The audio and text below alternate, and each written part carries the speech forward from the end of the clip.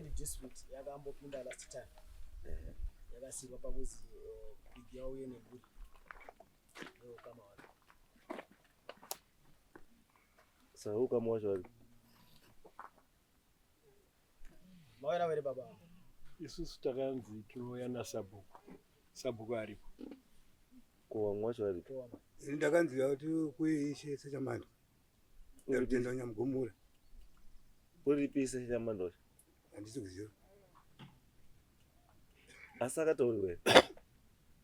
Ndakangonzi apana ngari kuti afunga kuti pamwe kafona wenda.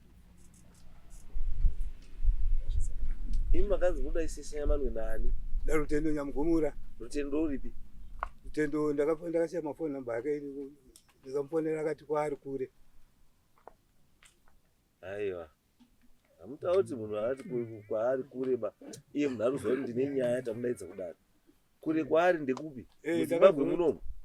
Dare yakaiti pamwe tichamufonera. Zvinodafunga kuti pamwe dare akamufonera. Bamu. Pamakabva panapa. Anga ndiyo yarutendo akatengesera Munawa. Ndizvo. Ndizvo. Andizvo.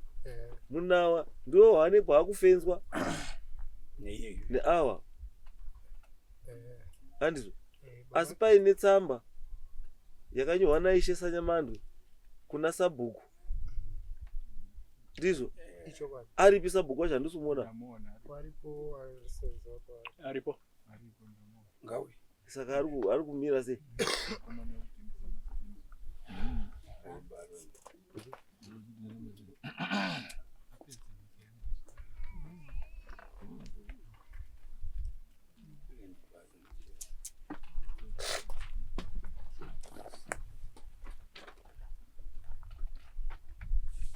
Saka nyaya yedu yakamira pekuti ka izvo sabhuku auya asi muridzo wenyaya chaichai ndi Rutendo. Because akatengesera Munawa ndi Mutendo ndi.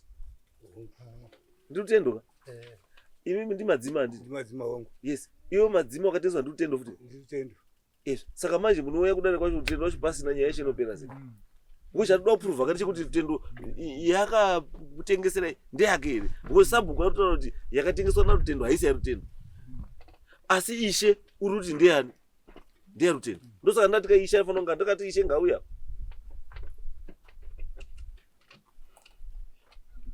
Ndakaona kuti pamwe ina ndakagona kusamwala ishe kati pamwe dare ndikusamwala. Izwa shamwari.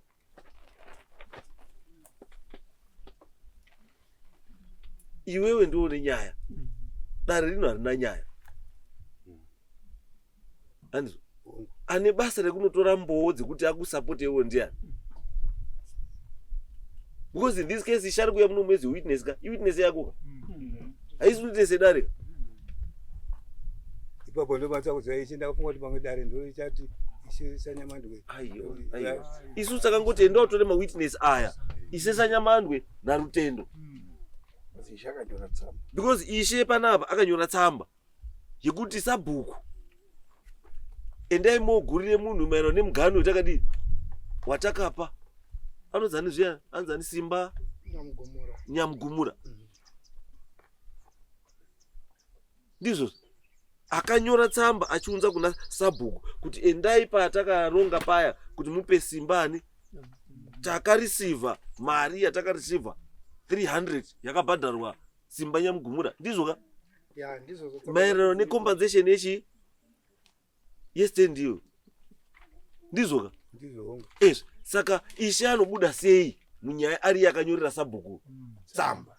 Isu tada kuti ishe amire apa sabhuku aripo kuti taura kuti ndakanyora tsamba ikuna sabhuku because tataita 1 2 3 nemuridzi wechi and in this case muridzi westand ndi Rutendo na Simbani Nyamugumura. Asi sabhuku manje uri kuti stand haisiri yani ya Simba na Rutendo. Ngeyani? Ngeya Shasha. Asi sabhuku aine nyaya yake yekuti aiziva kuti sabhuku ndiye kufonera wana Shasha ka. Wana Shasha vari kuHarare.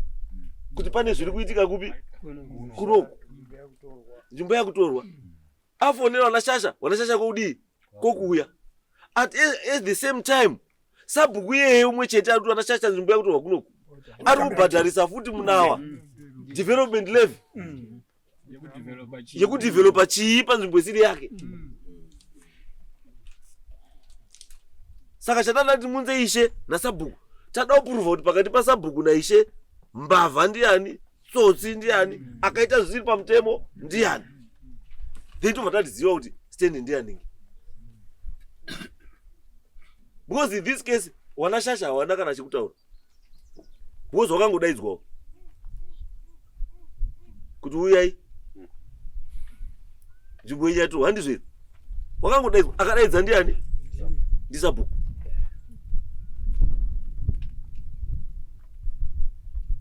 Asi sabhuku ari in possession yetsamba yani yaishe.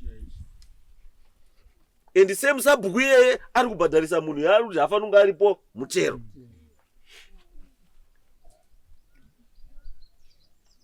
Angona pafira nyaya yacho. Totiziwe kuti Ishe authority yekuti azonyore tsamba yekuti sabhuku ende panzvimbo akaiwana kuti. Because chokwadi chekuti ndepani pane pakubuda pai. Zvizobuda pachero. Because makadaiswa hakuna kwatoenda. Saka pauwandu hwenyika papa hapana akatombonoona naona Ishe here kuti amutaure kuti ari kudiona. Ndakaona nawo pakandinyorera tsamba. Ndakaenda musi wandakakudai. Handiti mama bva kuno kudare. Mashure munhu ndakafunga kuti sidare. Pakaita mistake. Izwai bambo. Kana maya kudare hamufungiba. Munofungira. Because the reason yekuya kudare kurakudza kuti watadza kuzvifungira. Kana waya kudare uda kubatsirwa. Andizvo. Saka mukaverenga Samoni ndinokutaurira.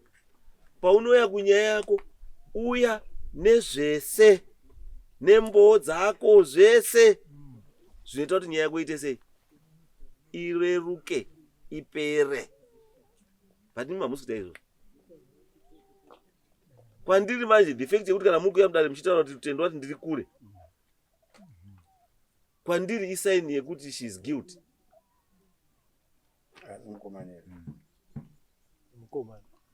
Kwandiri isaini yekuti he is guilty. Utendo wemukomana? Kosimba uripi? Simba kana tutendo washaikwa asi simba uripi? Simba ndakamufonera eni. Akati ani kumusoro kwa uchanya zvitu zvakanaka. Ari kugara mahondo. Akagara mahondo. Akagara mahondo. But according kuramba kuti kutsamba yaisheka. Munhu atori nenyaya ndiye simba iyi. Vari zvo anenge atomuna kutopenga.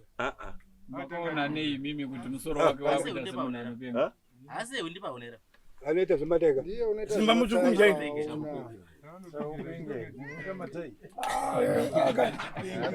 Amaza unorwara. Rengi masha kupenga.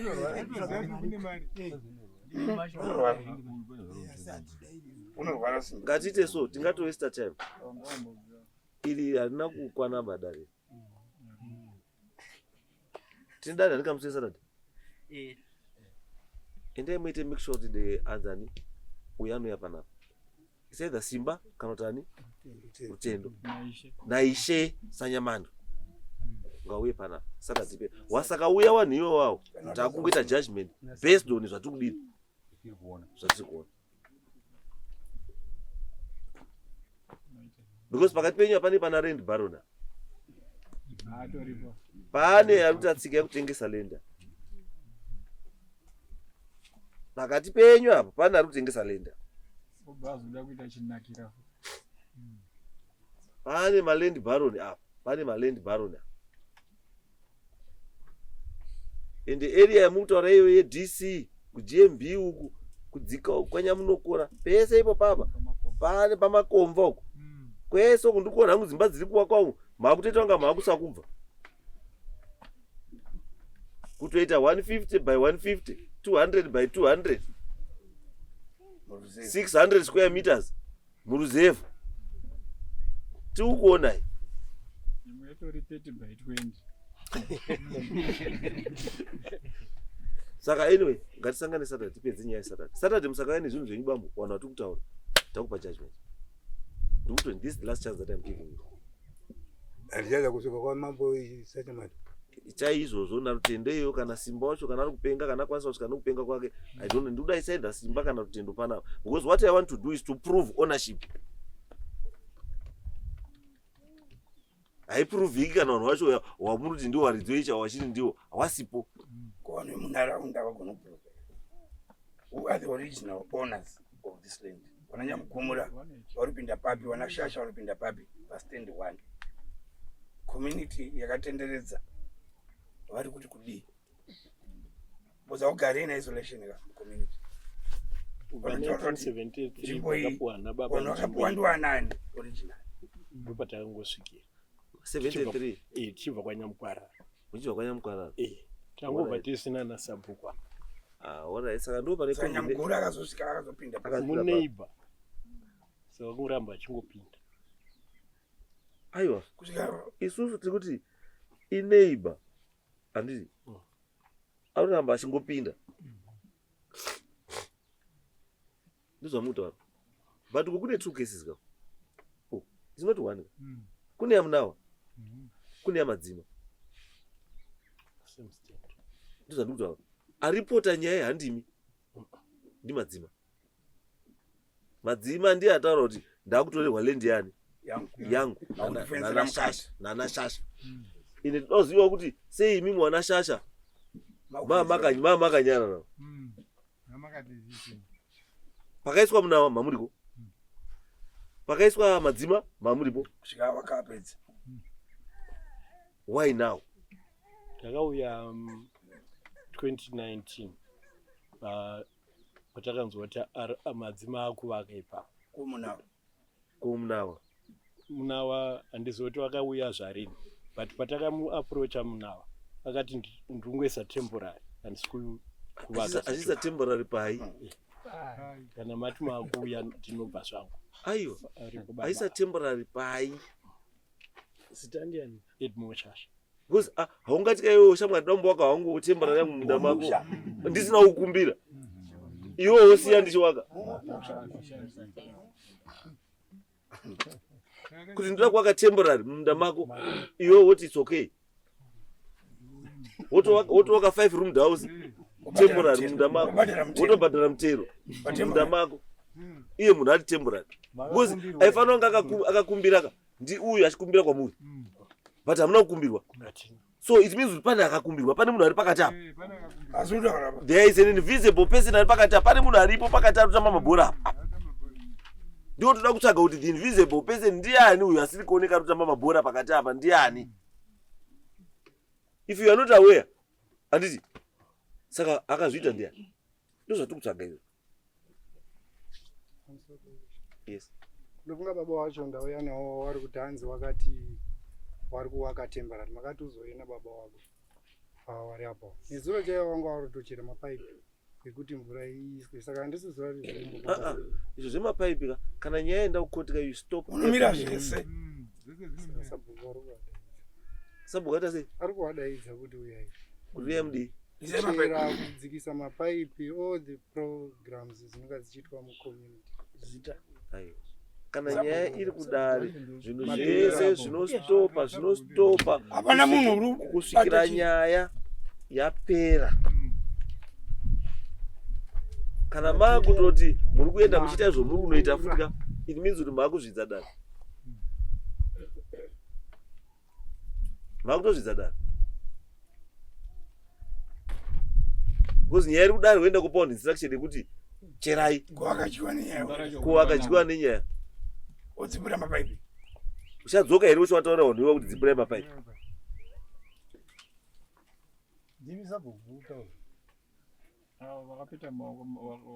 Sabhuku. Tati vanhu ava wakahiwa nenyaya muri kuwati mimendai moise mapaipi. Munoita sei? Wachiwa munoita sei? Vanhu wapi? Wari kuisa mapaipi. Uyo ndio wakadaidzwa. Inini handina kudaidzwa. Hatusina nyaya kudaidza pindura zviri kutaura mudhara. Ndati wari kuisa mapaipi. Wari kunzi imi muri kuti vanhu vaisai mapaipi. Handisizi. nzeve dzashoma muri kuisa mapaipi here imidai yeshe aturikira munhu wako turikira munhu wako muri kuisa mapaipi here dai zisa yasuswa Tengere kusoroko. Tengere musoroko riri pagomo paya. Ndo mapaipi akauya akati vanhu vese ngadini vawande kuchera mugero.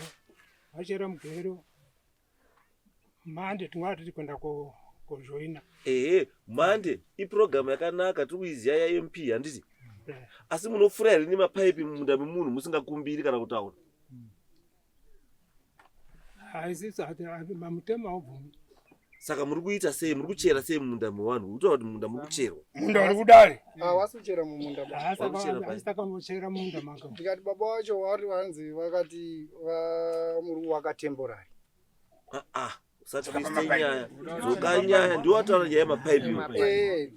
Sorry, ndofunga kutsanangura ndo kwati rasike. Yes. Ndati vashasha vari kuti baba wakati ndiri kugara for tembo. Dzoka kumapaipi. Chiyoyo chimboimira, handiyo ndiri kudaba. Ndiri kudai mapaipi, watii nemapaipi. Baba tichepo chera munda mako izvo. Azona kuisa mapaipi anditi. Saka it means apana mapaipi. Program remapaipi baba vari kuenda kunocherawo program remapaipi. Aiwa, ora saka zvine nenyaya izotaura. Iswa right. Matibambo utaseya. Ndo waruzo wakazi ndinogara temporary here. Ndisiziwa kuti makagara rini panzvimbo pamuri bambo? Makagara rini? 2016. Ndo makagarapo. 2016 which means kuti for Manass 7 almost 8 years muripo. Muripo. Makapawana. Makapawana. Nani? Takatengeserwa ndimuna. Aiwa. Ini muriani. Muriani. Ini muriani. Maturura. Visai maoko enyu bambo. Muna wandeuiko. Uyu ndi madzimba. Imidana yenyu zvakanaka. Yenyu chaichai pani pai mwana wacho. Baba nemwana. Uyu ndi maturura. Ko muna wandiani? Muna wandi akapa akatengese akatipa. Uripi muna wacho apa? Muna wacho uripi apa? Arimo madhishi. Aiwa zvingauye zvito. Mimi ende munorongeka kandi musati pedzere nguwa iyi. Ende munorongeka muye makakwana. Nyaya yenyu itongeki, haitongeki muri kuvestira time. Munawa. Muri Maturura. Muramba muchingowedzera vanhu. Vanhu varamba vachindowedzera. Wasipo futi. Izwa yenyaya iripo bambo. Imi makatengeserwa ndi munawa. Munawa ngauye.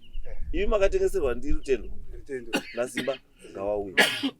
Nyaya idzo dzipere. Vanhu vese tiona na Saturday. Naishe wacho. Munawa akatengeserwa ndiani? Simba ndiye nyakutengesa stand. Simba ndiye nyakutengesa stand. Munawa Maturura. Madzima right. Muya mese. Tati land baron uchabuda. Uripo land baron. Vanhu vese. Nema neighbor kana mwine wanoziva. Neighbor ri ku right nari ku left. Ngawi. Ona wakuru. Tizwe ngawi tokuziya. Ndongoti semu ini handibve kuno. Asi vanhu vanoziva mahistory varimo mubati kuti vazomira kwadara. Ata iwo uya na ibasa rako rokuya nawo. Waunoziva tada anoziva history ngawe uya naye. Wakoni vinzi. Ngatisangane Saturday. Saturday tinenge tichi 19. Ngatisangane 19 tipedze nyaya. Musaka uya asingangoine vanhu vake takupa muto takupa judgment. Ndakupa 3 weeks dzakwana. Handi tosanga Saturday.